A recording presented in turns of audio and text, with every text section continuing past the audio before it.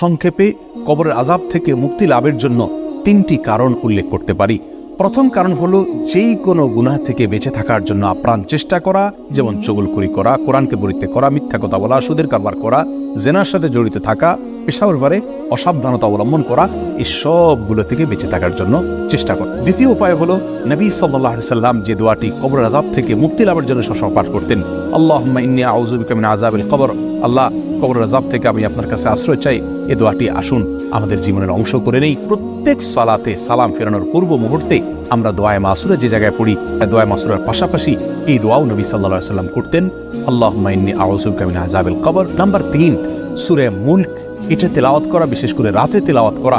কারণ মুস্তাদরাকে হাকামে বিশুদ্ধ সূত্রে বর্ণিত হাদিসে আসছে, নবী সাল্লাল্লাহু আলাইহি সাল্লাম ইরশাদ করেছেন, সূরাতুল মুলক এটা মানিআতুম মিন আযাবিল কবর, কবরের আযাব থেকে মানুষকে রক্ষা করে, এটা কবরের আযাবকে প্রতিরোধ করে।